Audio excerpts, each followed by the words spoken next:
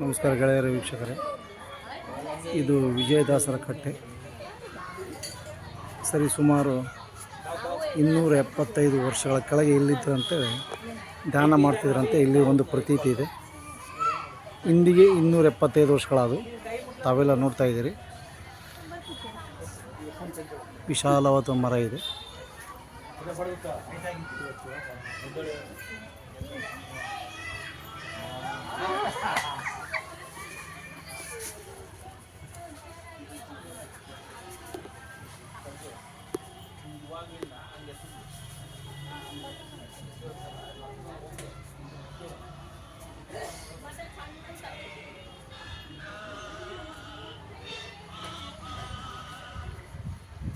ಹಿಂದುಗಡೆ ಭವನ ಇದೆ, ಒಂದು ನರಸಿಂಹ ಭವನ ಅಂತೇಳಿ.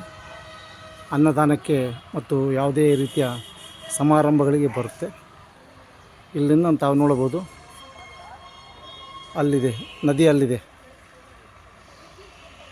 ಅದೆಲ್ಲ ನದಿ.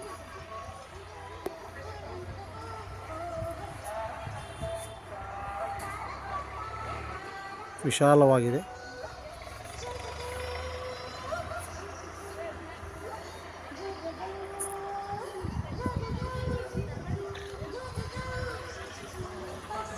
ಸರ್, ಸ್ವಲ್ಪ ವಿಜಯದಾಸರ ಬಗ್ಗೆ ಹೇಳಿ. ಇದು ಶ್ರೀಪಾದರಾಜರ ಪ್ರತಿಷ್ಠಾಪನೆ ಮಾಡಿ ಲಕ್ಷ್ಮೀ ನರಸಿಂಹದೇವರು ಉಲ್ಲೇಖ ಚಿತ್ರದುರ್ಗ. ಇದು ಲಕ್ಷ್ಮೀ ನರಸಿಂಹದೇವರು 700 ವರ್ಷದಿಂದ ಶ್ರೀಪಾದರಾಜರ ಪ್ರತಿಷ್ಠಾಪನೆ ಮಾಡೋದು ಬಂದಾಗ ಅವ್ರ ಶಿಷ್ಯರು ಅಲ್ಲೇ ಕೇಳಿದ್ರು, ಸ್ವಾಮಿ ಅಡವಿ ಕಾಡು ಇಲ್ಲ ಯಾಕೆ ಮಾಡ್ತಾರೆ ಅಂತ ಕೇಳಿದಾಗ, ಇಲ್ಲ ಇಲ್ಲಿ ಮುಂದೆ ಮಹಾನುಭಾವರು ಅಂತ ಶ್ರೀಪಾದರಾಜರು ಹೇಳಿ ಅವರೇ ಪ್ರತಿಷ್ಠಾಪನೆ ಮಾಡಿ ಅವರೇ ಹಾಕಿರ್ತಕ್ಕಂಥ ಅಶ್ವತ್ಥವೃಕ್ಷ ಗಿಡ 700 ವರ್ಷದ ಗಿಡ ಇದೆ. ಆಮೇಲೆ ವಿಜಯದಾಸರ ತಂದೆ ತಾಯಿ ಮಕ್ಕಳಾಗಿರೋರು ಅವ್ರ ತಂದೆ ತಾಯಿಗಳಲ್ಲಿ ವಿಶೇಷವಾಗಿ ಸೇವೆ ಮಾಡ್ತಾರೆ. ಈ ನರಸಿಂಹದೇವರ ಅನುಗ್ರಹದಿಂದ ವಿಜಯದಾಸರಿಗೆ ಹುಟ್ಟಿದ್ದು ಜನ್ಮಸ್ಥಳ. ಇದು ವಿಜಯದಾಸರು ಕಾಶಿ ಅಂತ ಈಶ್ವರಲ್ಲಿ ಉದ್ದು ಕಾಣಿಸ್ತಾರೆ, ರುದ್ರದೇವರು. ಇದು ಈ ಗಿಡದ ಬಡ್ಡಿಗೆ ಕವಚ ಮಾಡಿಸಿ, ಗಿಡದ ಬೇರಿದೆ.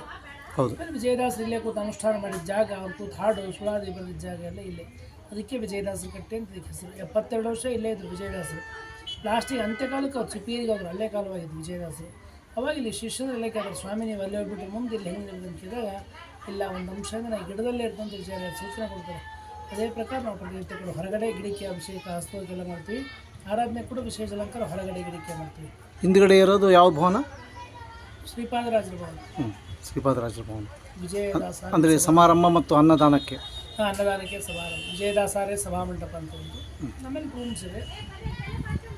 ನಮಸ್ಕಾರ, ಧನ್ಯವಾದಗಳು.